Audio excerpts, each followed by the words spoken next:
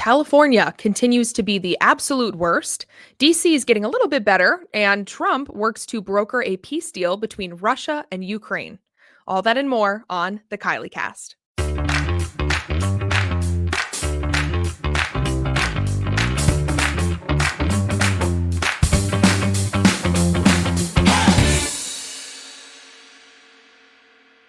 Hi, everybody, and welcome to the Kylee Cast. I am Kylee Griswold, Managing Editor at The Federalist. If you'd like to email the show, you can do so at radio@thefederalist.com. We always love to hear from you. And if you're just listening to the show on Spotify or Apple Podcasts, be sure to go over and check out the full video version of the show on my personal YouTube channel or the Federalist channel on Rumble. Of the two major parties in American politics, only one is concerned about making America safer and better, making America great again, which wouldn't be necessary if it weren't for the other major party doing everything it possibly can to make America more dangerous in pretty much every single way. The first example of that this week was an absolutely tragic case. Perhaps you've seen a video of an accident where a semi-truck driver did an illegal U-turn and killed a family of 3 in Florida.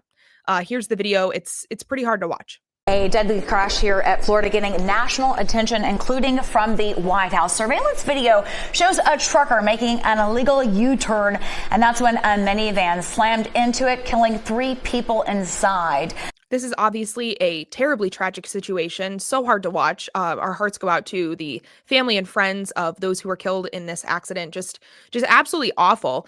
But this whole thing is made worse by the fact that the driver of this 18-wheeler was an illegal immigrant who obtained CDLs unlawfully from the deep blue states of both Washington and California. And this, of course, is happening just as Gavin Newsom is desperately trying to get ahead to be a viable candidate for president. He's been cleaning up or attempting to clean up his record and walk back his previously held positions on things. He's been trying to imitate the Trump effect, the way that Trump communicates. He's been trolling him online. It's just very obvious that he's desperate to run for president. And then this horrible accident that was caused by the failed policies of his own state, where an illegal immigrant can get not only a driver's license, but a CDL to drive one of the most dangerous vehicles on the road. It's just Democrat failures all the way down. It's Democrats' fault in every single way. Not only because of states like California giving illegal aliens special licenses to operate these dangerous vehicles, but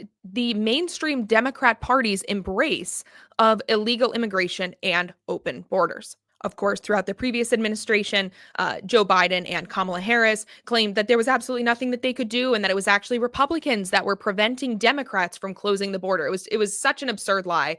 And of course, the second Trump gets into office, he closes the border. Those border crossings have dropped dramatically to the point that they are at like record lows. Nobody's crossing the border. And so it's very clear which party wants the border closed, wants illegal immigration to end, and which party does not. And of course, it is the Democrat Party and governors like Gavin Newsom that want to welcome people and not only welcome them into their sanctuary cities and sanctuary states like in California, but to bestow upon them special privileges that not even all Americans get to operate machinery that is deadly and kills Americans. We learned even more about this situation this week when we learned that federal investigators actually gave this illegal alien semi-truck driver an English language proficiency assessment, which he failed, and he failed it miserably. Out of 12 verbal questions, he answered only two questions correctly, and he could only accurately identify 1 in 4 traffic signs, 25% of traffic signs, and yet the state of California gave this man, who wasn't even allowed to be here, a license to operate an 18-wheeler, even though he could only identify 1 of 4 traffic signs and answer 2 of 12 verbal questions correctly. And in fact, it wasn't just California. Before California, it was the state of Washington that gave him a license to drive this vehicle. This is, of course, also an example of how the evils of blue states, the problems that blue states produce and institutionalize, bleed into red states. This horrific accident happened in Florida, where the governor, Ron DeSantis, actually takes illegal immigration and law and order very seriously. But then you have a state like California, which is a sanctuary state, but of course, California also doesn't close its own borders. They can't contain the crime within their own state. And so what you have is a state that flouts the law, that does not regard American life or Americans in general, their rights and their liberties, and instead they prioritize and give special treatment to illegal aliens. And then those illegal aliens move all around the country after they get their safe harbor in California and their CDLs in California. And so what we end up with is free states and law and order states like Florida that bear the brunt of the crime and lawlessness of states like California. But immigration, of course, is not the only area where Democrats are making America more dangerous while Republicans work to make it better. Another ongoing example is the out of control crime in Democrat controlled Washington, D.C., and Trump's federal takeover of it. This federal takeover of the District of Columbia happened earlier last week. And although Democrats and the media are crying foul, the numbers are actually improving. Crime in DC is actually trending downward since this federal takeover. But of course, Democrats and their media allies hate it. They are crying foul. They are claiming Trump just wants more authority and more power, which is such a ridiculous read on the situation. Here's a headline from The Guardian, quote, Trump's Washington, D.C. takeover is straight out of a fascist playbook. A piece in Rolling Stone reads, quote, Donald Trump's D.C. takeover is the usual Trumpian blend of idiocy, cruelty, and, I'm censoring here, BS. A New Republic headline says, quote, Trump makes wild claim to excuse his fascist Washington takeover, end quote. The chairman of the DNC, Ken Martin, said, quote, what we're seeing right now is just a full-on attempt by this authoritarian regime to march us toward full-on fascism. And we have to stand up right now in this moment as Democrats, end quote. And he's not the only Democrat that's saying this. Mainstream Democrats like Hakeem Jeffries and Hillary Clinton are both claiming that crime in DC is at a 30-year low. Meanwhile, the DC Metro Police Department is actually under investigation for allegedly fudging their crime statistics to make the city look better. They've allegedly been doing this by changing the classifications of crime. So when something happens, they record the crime as something else. So if they're responding to a violent crime like a shooting or a carjacking or a stabbing, they might record it as an injured person being taken to the hospital or sick person being transported to the hospital. Or they might record it as a theft, which sounds much more sanitary and less violent than a carjacking. But even with this manipulation of the data in DC, the numbers still are not good. There's a great piece in the Federalist this week from John Lott, who points out that the numbers only include crime that is actually reported to police. And we know that victims do not often report crimes. In fact, they report them less than half the time.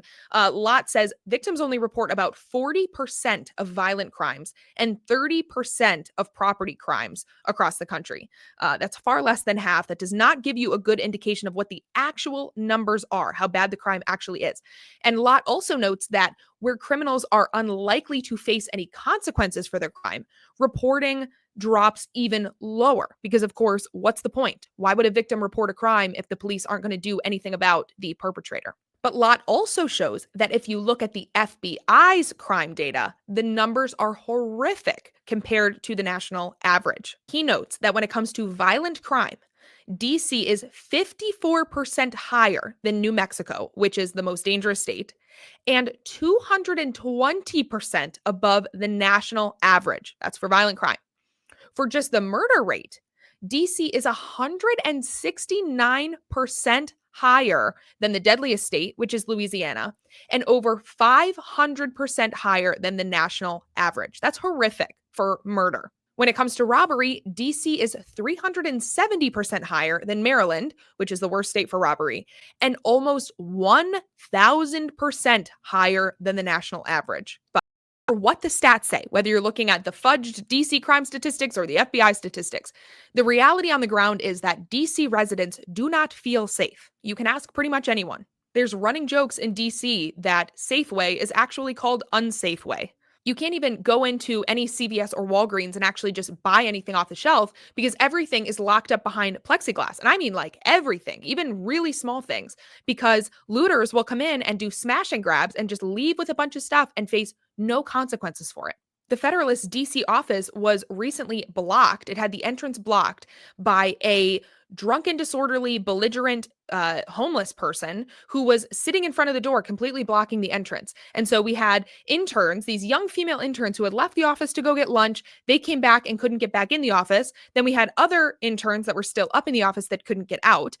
In addition to it just being like an unsafe situation for young women, it's also a fire hazard. You need to be able to get out of your building. And one of the Federalist employees called the police, did not get any kind of response, called the police back another hour later, and the police had no record of the first call because there was a shift change.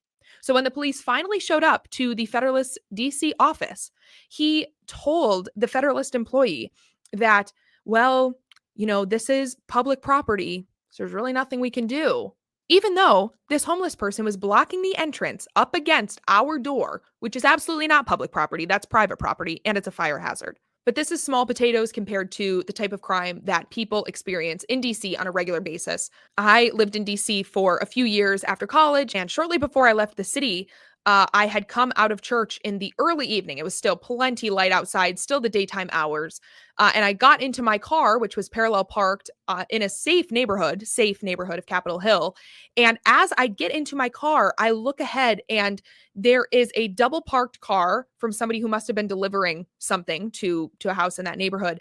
And I watched a man wrestle a carjacker from his minivan. And that is not normal. It's very abnormal. It is a regular occurrence in even the safe parts of DC. I know another woman who I used to go to church with in DC, and she and her husband were running an errand. I believe it was on Capitol Hill. He was driving. She had moved to the back seat to sit next to her baby, who was also in the back seat. And her husband went into a store for just a couple of minutes, and a carjacker got into her car while she was in the back seat with her baby. Just an absolutely terrifying, awful situation for this young mother. You'll recall a few years ago, there was a carjacking that left a law-abiding Pakistani immigrant dead on the street of DC. He was ejected from his own car as he tried to wrestle it from carjackers, and the carjackers were a 13 and a 15-year-old girl. Two girls, one of which was 3 full years away from even being able to drive. And these girls just brazenly carjacked this Uber Eats driver's car and left him dead. And the girls had the audacity, after his lifeless body is lying on the sidewalk, to express concern that their phones were still in the vehicle. Just absolutely sick. No accountability, horrific place to be and live. I also had a situation when I was living on Capitol Hill where our entire block was surrounded by police officers. I couldn't leave my apartment that whole evening because there was a dangerous criminal on the loose and they couldn't find him, and he was just running around DC, and they had narrowed him down to our block. And so we were just stuck inside because there was this deranged lunatic running around causing mayhem, and that kind of stuff happens all the time. The Pakistani immigrant carjacking murder happened right outside of Nationals Stadium, where the national baseball team plays. These should be safe parts of town, but they're not, because no part of DC is actually safe. Even Maureen Dowd of the New York Times admits that crime is bad and critiques Democrats for going to war with Trump over cleaning up the city. Because you have these mainstream Democrats like Hillary Clinton, like Hakeem Jeffries, like Chuck Schumer, downplaying the out-of-control crime. Chuck Schumer came out and talked about the fact that, well, he feels perfectly safe in DC. What is Trump even talking about? And it's like, you're a grown man with a security detail. Of course you feel safe. Others, not so much. But this is a pattern for Democrats. They have to root against law and order prevailing in DC, because if Trump can show that it's possible to clean up DC, then he'll also show that it's possible to clean up other Democrat hellholes like LA and Chicago. But Democrats are choosing not to. And they can't let Trump have the victory here, so instead they root against law and order. But cleaning up DC is not even the only good thing Democrats are rooting against this week, of course. Thanks to Trump's efforts to broker peace between Russia and Ukraine, Democrats are also rooting against ending a war. Here to discuss this with me is Federalist senior editor John Daniel Davidson, who had an excellent piece on the topic this week at the Federalist. John, welcome. Thanks so much for joining me. Hey, thanks for having me, Kylie. Good to see you. Yeah, good to see you too. Anytime. So last week we had Trump meeting with Vladimir Putin in Alaska, and this week we had him meeting with Volodymyr Zelensky in the White House, and of course, a whole bunch of other European leaders. Can you give people who maybe didn't tune into all of that coverage kind of a 30,000-foot view of what those discussions entailed, what the purpose of them was, and what they accomplished or didn't? Yeah, in very broad terms, nothing has changed. I think our colleague Sean Davis said this earlier this week on some news program. Nothing changed on the ground, either in the military or political situation from this time last year. The only thing that has changed is the U.S. president, right? Trump is in the White House now, not Biden. The war started on Biden's watch. Trump says he wants to end it. So Trump is putting effort, unlike his predecessor, into finding a diplomatic solution to this crisis. A peace negotiation, a political settlement. That's always how this war was going to end, right? So Trump is using some political capital and using his very strong position as president of the United States to make that happen. So first was to reach out to last week here in Alaska, where I am, meeting Putin at the Elmendorf Air Force Base for direct talks between the U.S. and Moscow to try to figure out what kind of settlement could be reached to bring an end to the fighting. Now, the media made a big deal about the fact that before the meeting with Putin, Trump said, if I don't get a ceasefire, I'm not going to be happy. And then, of course, there was no ceasefire after that meeting. And so the media's, as with one voice, cried out, Trump got played, and this was a big failure, humiliation for the United States.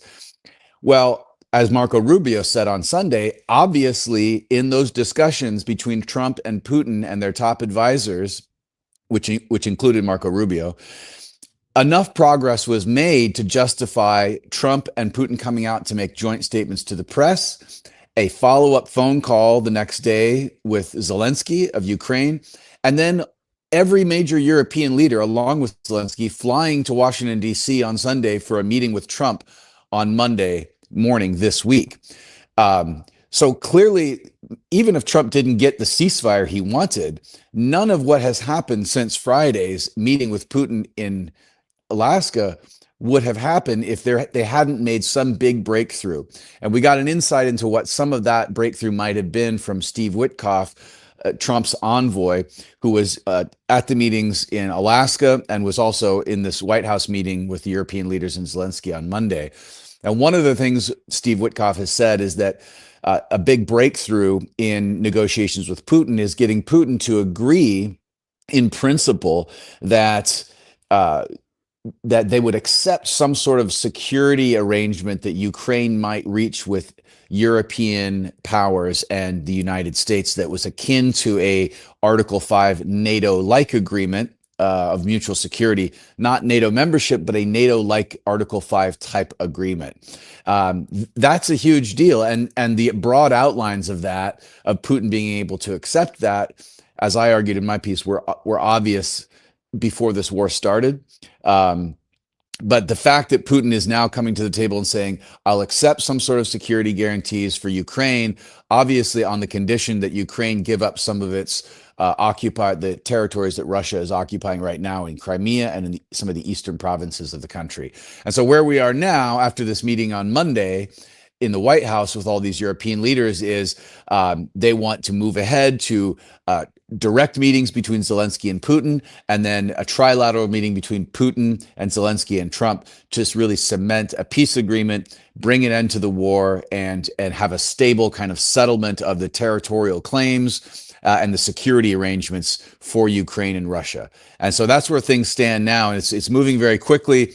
And despite what the media says about Trump getting played, the leaders of Europe were singing a very different tune on Monday, praising Trump for getting this great breakthrough and for being the only one who could break the logjam and bring Putin to the table. And so it's really remarkable, and we can talk about this if you want, that the media is so anti-Trump, they are actually rooting against peace in Ukraine, as though they want the war to continue, if only to deprive Trump of credit for bringing an end to it. Right, which I mean, we've really known that all along. I mean, Trump is the master negotiator. We saw this with other peace deals that he's brokered in other parts of the world, Yeah. and the media are always always cheering against him. It's almost like this war in Ukraine had nothing to do with wanting democracy to prevail or with peace, and everything to do with denying Trump a victory and just pumping war for Democrats and the neocons. You Well, it's a mentioned small price to pay. You know, a war in Ukraine is a small price to pay to get Trump and right. and call him a loser. What are a couple thousand more Ukrainian soldiers dead compared to that, right? Right, As far as the exactly. left is concerned. Yeah, that's the ultimate goal. So, you write in your piece, you brought up the territorial disputes and land concessions potentially. You wrote in your piece, quote, that Ukraine's current borders are a relic of Soviet propaganda. Can you explain what you mean by that? Yeah, this is something that anyone with familiarity with the history of Ukraine and the Soviet Union is going to understand. And we actually ran a great piece by a friend of mine, Mario Loyola, who's at the Heritage Foundation, 3 weeks before Russia invaded Ukraine in February of 2022, a much longer piece than mine, where he laid all of this, the history of this out, and basically made the argument: look, Ukraine's borders are indefensible.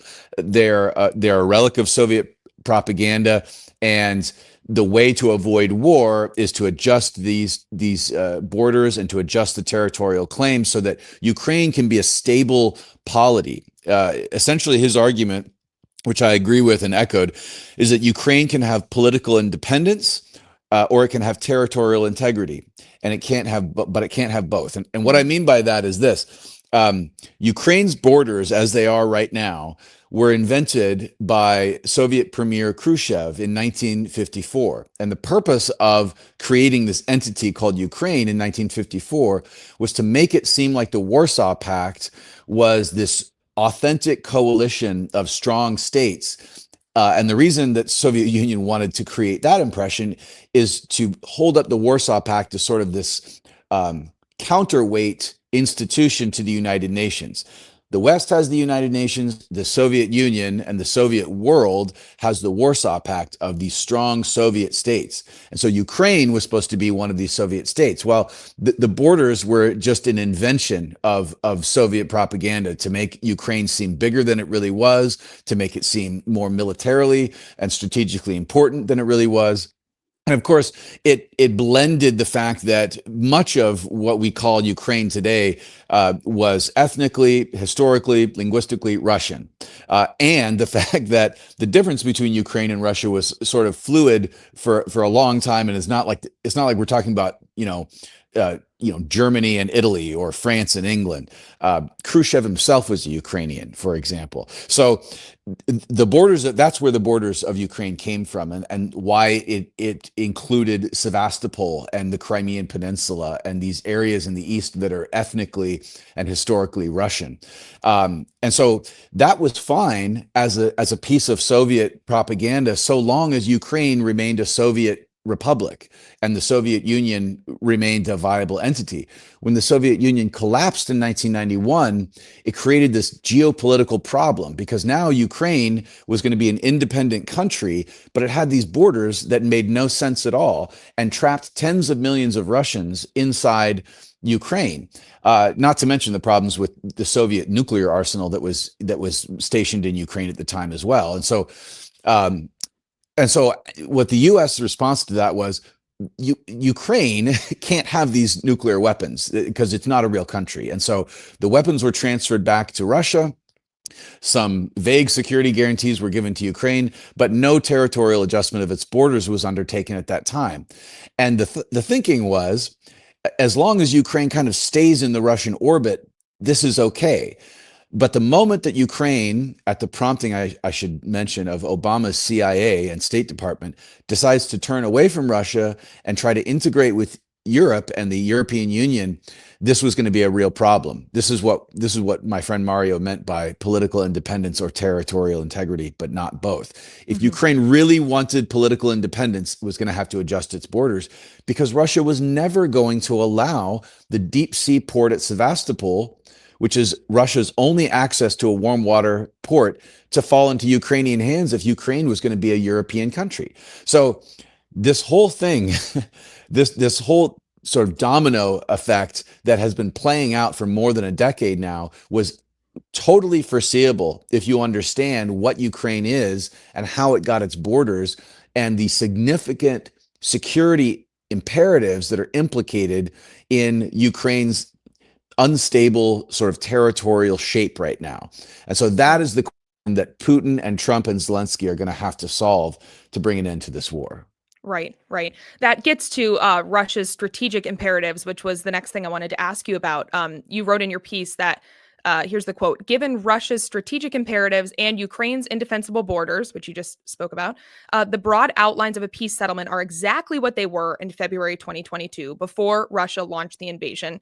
As you said, Mario Loyola's piece laid this out. This was always going to happen. This was always going to end in a negotiated settlement.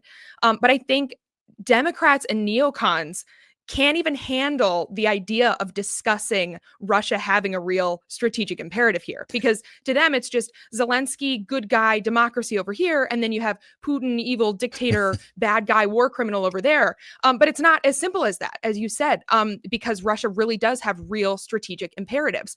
And I mean, you talked about the weapons and you talked about the land, but what other strategic imperatives are there? Like, why can't neocons and Democrats, or maybe they just don't want to, but why can't they wrap their heads around the fact that there's more to this than just a good guy and a bad guy?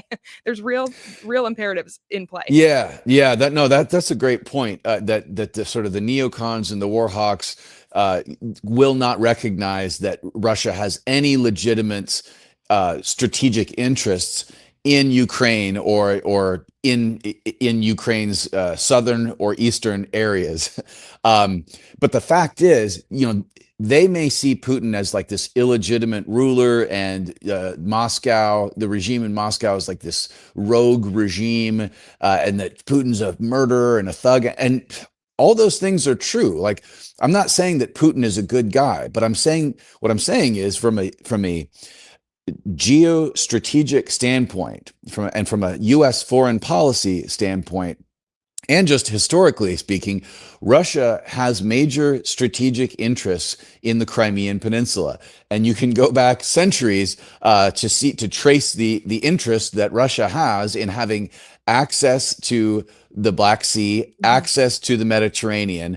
That's the only way that Russia has access to the Mediterranean, is through those southern warm water ports in Odessa and in Sevastopol, and it will never give them up. And when you understand that Russia will never give them up, you also have to then recognize that there's nothing the West can do to compel Russia to abandon these strategic interests in having access to the Black Sea and access to the Mediterranean, because Russia is a nuclear power. They're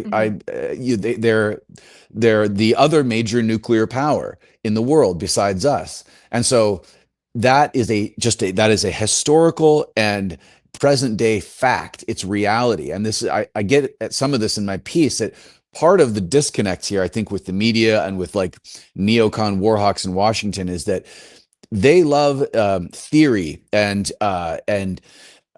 doctrine, right? That they kind of dream up in Washington in their think tanks and at their conferences.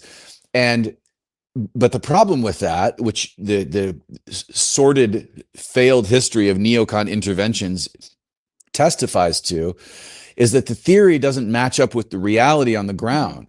You don't need to be, a scholar at AEI or write think pieces for the Atlantic and the New York Times to understand that the history and geography have more to do, that they bear more directly on this conflict than theories about popular sovereignty or NATO, the status of NATO admission in Brussels. Like those things don't stand up to something as solid and real as the deep water port at Sevastopol, home of Russia's Black Sea Fleet.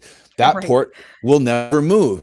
That is just a geographical reality that is not amenable to theories of international politics, right? And so you have to deal with that. And the way to deal with that is to recognize that Russia will never give up that port. And they're a Mhm. major nuclear power. So if you want to bring an end to the war in Ukraine, you have to give Russia some of what they need. You don't have to give them everything. You don't have to hand them over the whole of Ukraine, but you have to give them some of what they need. And you have to give Ukraine some of what it needs so that it feels secure that they won't have to be fighting this war every 5 years Mhm. and appealing to the West. And this is the kind of statesmanship that's based on reality, on historical and geographic realities that the United States used to practice. We used to have real statesmen that understood these things and they could actually solve geopolitical problems. That's why you had things like Teddy Roosevelt in 1905 going and negotiating a direct end to the Russo-Japanese War in Japan, because he and the people around him understood how to deal with real powers that had real interests in the real Mhm. world, not some theory about the Biden and Anthony Blinken, Biden Secretary of State, popping off constantly over the past 3.5, 4 years that nobody can veto NATO membership. Well, yeah, you know who can veto NATO membership? Russia. When it Mhm. invaded Ukraine, it vetoed Ukrainian membership in NATO. That's just a Right. reality, you know? Right. And so these people have got to get their heads out of the sand. Yeah. Yeah, I don't know, John. Talking about geography kind of sounds like you're a Putin stooge. I don't think that's the only way to read that. So, Yeah, that's right. If you mention geography, what are you, a Putin stooge? right, It's the right. weakest. It's the weakest comeback in this whole discourse, right? Yeah, But you see it all the time. right.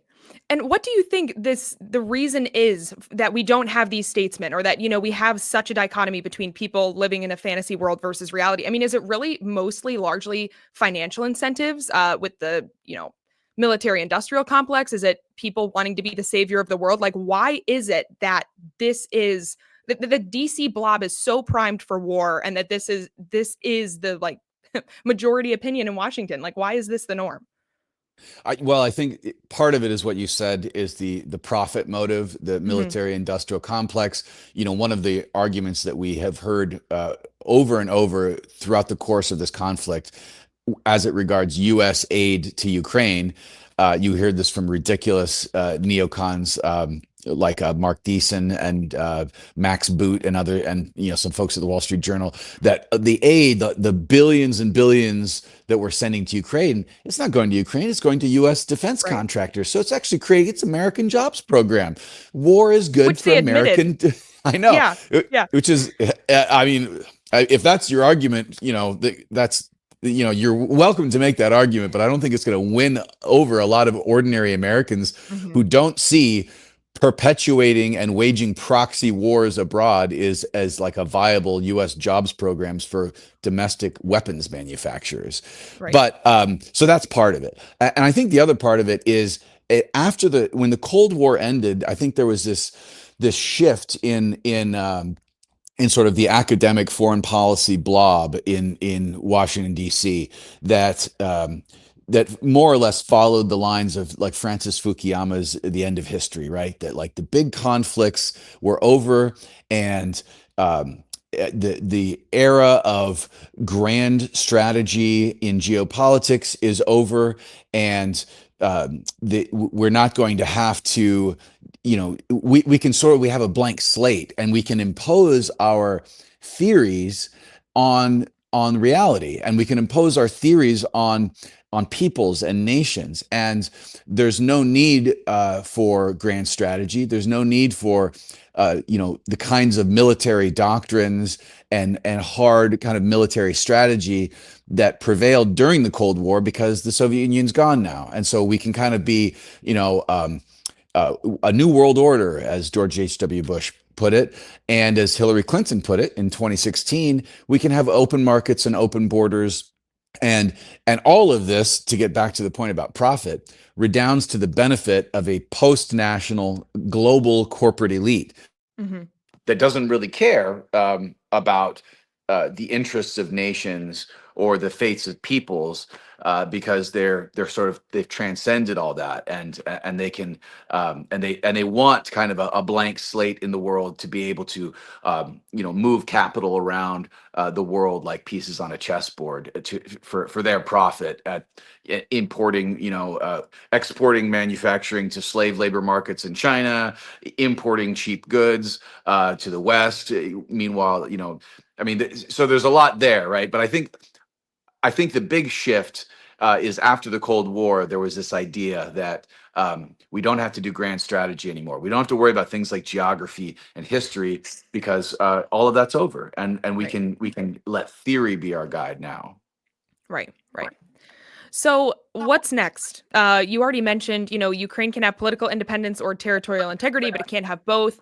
It sounds like the U.S. will likely end up giving Ukraine these NATO-like security guarantees, although Trump has said it won't entail boots on the ground. So hopefully he sticks to that. I'm curious what you think about those security guarantees. But Trump is also, like you said, trying to currently broker a meeting between Putin and Zelensky, and then between or among the three of them. What do you think about those security guarantees, and how do you think this is actually going to go? Like, is Putin going to sit down at the table? Is he not? What's next?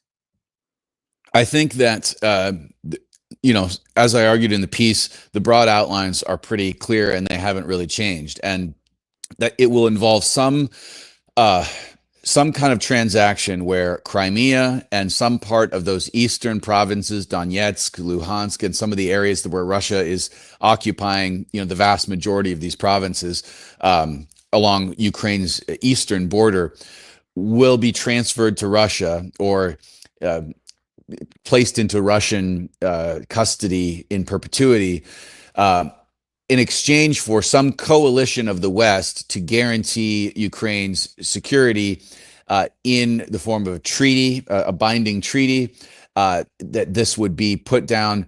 One of the things I mentioned, Steve Witkoff earlier, one of the things he mentioned that was part of Trump and Putin's discussion in Alaska was enshrining some of these things legislatively in Russia as well, so that everybody is kind of on the same page, and everybody has agreed that this territorial settlement will be what it is. It'll be permanent, and the security arrangements will be permanent as well. I don't think it's going to involve actual U.S. troops going into Ukraine, because I think there would be such a backlash domestically for Trump that I don't think he wants to risk that. There's just no appetite among the Trump and Republican base for sending troops into Ukraine.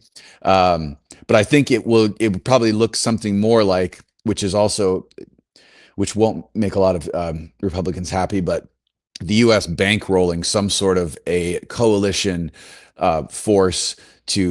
peacekeeping force to go into Ukraine, made up of European soldiers and European military equipment, and that would be, for a time, that will be the reality in Ukraine as the peace process. If they go forward with the peace process, and it's going to happen in stages, and each side is going to have to verify that they're doing what they're supposed to be doing, there'll be some sort of European military presence inside Ukraine proper, not necessarily in the territories in question that Russia is occupying. And that we just saw, I don't know if maybe it was yesterday, a massive drone attack by Russia against Ukraine. Russia is trying to push its battlefield position into the best possible scenario, so that when sort of the lines are frozen, it has the most control over these territories that I think it wants to have as become part of. It wants to annex into Russia as part of the peace agreement. So that's what's the settlement is going to look like. I think Putin has resigned himself to the fact that there's going to be some sort of Western European military presence in the parts of Ukraine that don't get annexed to Russia, and that he probably resigned himself to that shortly after he launched the war in 2022. Mm-hmm. Mm-hmm. Well, everybody should go read John's excellent piece on the Federalist website. It's called "The Ukraine War Was Always Going to End This Way."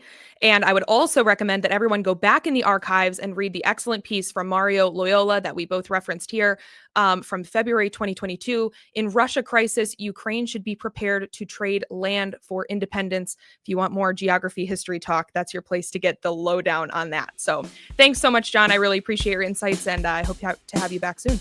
Thanks, Kylee. It's my pleasure.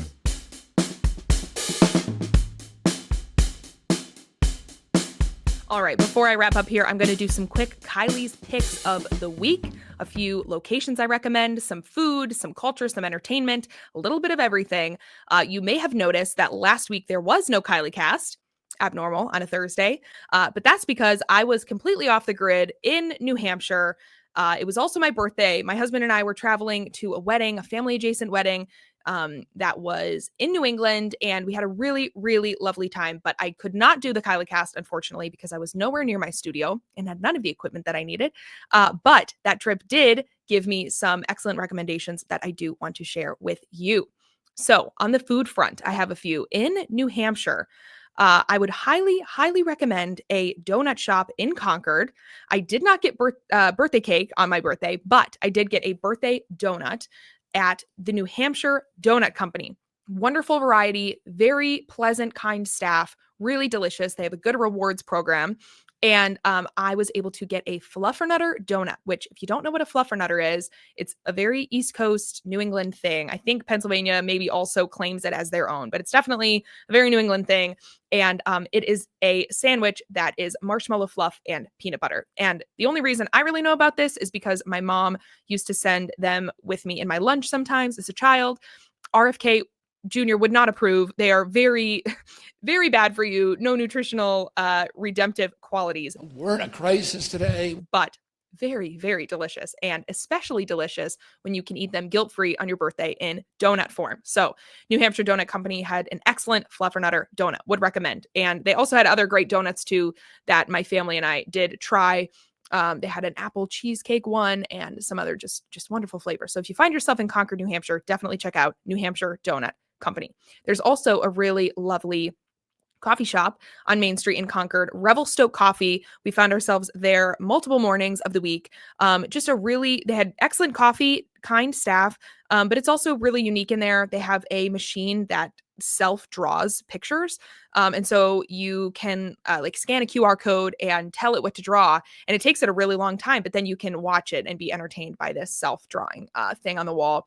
The one morning that we were in there was a big elephant picture. A different morning that we were in there was a scene from The Wizard of Oz. And actually, the first time we saw The Wizard of Oz one, we didn't know what it was because it was so early in the process. And then when we came back a couple of days later, we saw the picture was much more developed. And it's just really, really a unique thing and excellent coffee. So check out Revelstoke Coffee if you're in Concord as well. Other food recommendations. A different day of our trip, we took a day trip to Maine, which was wonderful. And my husband and I have a tradition of when we're up there, we often will spend an evening in Portland. Portland, Maine is not a place that I would recommend for anyone to live. It is exceptionally liberal, lots of androgynous people experimenting with their gender, a lot of weed, a lot of other awful things that you find in leftist hellhole cities. But they have excellent, excellent food, and specifically seafood. And so we started with a drink at Hardshore Distilling. They are known for their gin specifically, but they also have bourbon drinks. And their gin drinks were spectacular, wonderful. I sometimes have low expectations for distilleries because, it's not gin that you're familiar with. So it might taste completely different or, just not be as good as the tried and true stuff that you're used to. But the drinks were fantastic. From there, we went to Duck Fat, which we got their poutine. Oh my goodness. As someone from Wisconsin, I love a good cheese curd. I also had low expectations for this place because it is, of course, not in Wisconsin or Canada. But it was probably the best poutine I have ever had. Absolutely excellent. And if you find yourself in Portland, definitely get poutine from Duck Fat. And so that was half of our dinner. And then the other half of our dinner, we went to get oysters, one of my favorites. And of course, they're excellent in Maine, not so excellent in the Midwest. So we don't get to have good oysters here very often. And so we went to Eventide to get oysters. We'd been there before. It is a restaurant that's pretty small, frequently has very long wait times, but we were able to get this really teeny, like countertop type table right away. And they're just to die for. The best oysters I've ever had.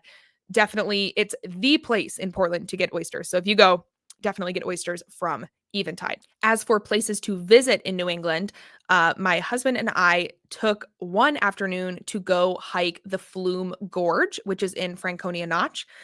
We found the price to be a little bit steep. I think it was somewhere around $20 a person, but also you don't have to pay to park. So that was good. A lot of the national parks or state parks obviously require you to pay to park there. We didn't have to do that. So it evened itself out somewhat.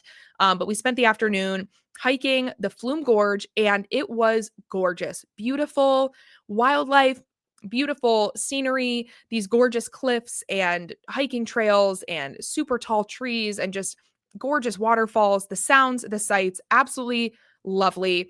Of course, fall is the time when you want to go visit New England, but we found that this was a perfect activity to do in the hot days of August because the temperature in the Flume Gorge drops significantly. So you can get a nice, lovely, cool air hike, fresh air hike through the Flume Gorge in August. And I would just highly, highly recommend that you do it, knowing though that you are going to pay a little bit to get tickets to enter. But the trails are pretty accessible. There's a bit of varied terrain, but it's not an intense hike. You're not hiking up a mountain in a way that's extremely difficult. And in fact, there were many, many families with young children that we saw on the trails. So definitely a family-friendly activity. Check it out if you're in that area of New Hampshire. We also went up the coast of Maine and we visited the Nubble Lighthouse, which is one of the most, if not the most photographed lighthouse. It was just beautiful and we had the perfect day for it. So I would recommend if you are driving up the coast of Maine, stop, I believe it's in York, to see the Nubble Lighthouse. And of course, all of the driving through New Hampshire, you're either getting mountains or you're getting ocean or you're getting both. And it's just wonderful. We also got the chance to swim in Lake Winnipesaukee, which was especially fun. It's a beautiful lake, but it was especially fun because our dog, Winnie, is named after Lake Winnipesaukee. So it was fun to be able to swim in her namesake in New Hampshire. Again, beautiful weather for it, perfect temperature, just a lovely day. As for entertainment, we have not really been watching anything while we've been traveling, but we did have a lot of time in the car, so we did listen to a lot of music. We really enjoy listening to a primary album when we're traveling somewhere, and then later when we listen to that same album, it makes us think of the trip that we were on when we were listening to that album. And so we did that earlier this year. We took a trip to France, and we happened to be on our trip to France when Jon Bellion dropped his new album, Father Figure. And so we listened to that album nonstop in France. And now whenever I hear it, I just think of France. And I just have to say, I highly, highly recommend this album. It's hard to know what to even call Jon Bellion's genre of music if you haven't heard it. He does a lot of genre blending. He's very pop, hip hop, R&B, some alternative rock, some indie pop. He kind of blends a lot of different styles, which just makes for a really interesting listening experience. And we found, so all of his old stuff is excellent, really good stuff. Go in the archives, dig deep. Jon Bellion's work is so interesting, so good. But his most recent album is so conservative coded. It has so many Christian themes. And I mean, I'm talking everything from the importance of family and the pitfalls of prioritizing fame and fortune and the beauty of marriage and the hard work of marriage and the importance of God being the one who is leading your life, who is Lord of your life. You'll hear those themes in songs like Father Figure, the title track, Kid Again. There are several others on the album that are just excellent, but I want to read you some lyrics from two of my favorite songs on the album that both have very overt Christian and conservative themes. One from my favorite song on the album, which is Get It Right. Here are the lyrics to the bridge. And thanks for loving me through my selfishness, going through old pictures that Dexter flicked. My life's a shipwreck without you anchoring and leveling. I know a lot of CEOs with billions and resentful kids. Yikes. I also know a lot of famous people that are wishing for an average life, talking Tums on the nightstand at 65, the good stuff, babies and sleepless nights, the craziness of man and wife, the good, the bad, the dark, the light. I'm with you till we get it right. God as my witness, I'm with you till we get it right. Oh, it's such a good song. The other one that I just love, it's just such a beautiful parenting song. It's called My Boy. And the first time I listened to it, it made me tear up because it's really emotional and really lovely. The lyrics to that one go, Lord, it's tough to hold my son and be here in the moment. I need to keep him safe, tell him which direction this world is going. I feel the shame for my lack of faith when you walk the ocean. Eve bit the apple, my faith is weak, and my trust is broken. I hate the weakness of owning up to the sins of past. I hate the weakness of giving up what I used to have. I hate the weakness of showing my son what makes me sad. He said, a present father is worth way more than a perfect dad. And that song ends with a recording of his son singing Jesus Loves Me. And it's really beautiful. The themes of family and commitment and responsibility and maturity and growing up and marriage, they just absolutely permeate the entire album. And so even if what I described as the genre doesn't sound like your typical cup of tea, you should check it out just to listen to the wonderful messages of the album. And if you only listen to 2 songs, let them be Get It Right and My Boy, because they're 2 of my favorites. So that's going to do it for me today. Thank you so much for tuning in to the Kylee Cast. I'm so sorry I missed last week, but I'll be back here next week with more. Until then, just remember, the truth hurts, but it won't kill you.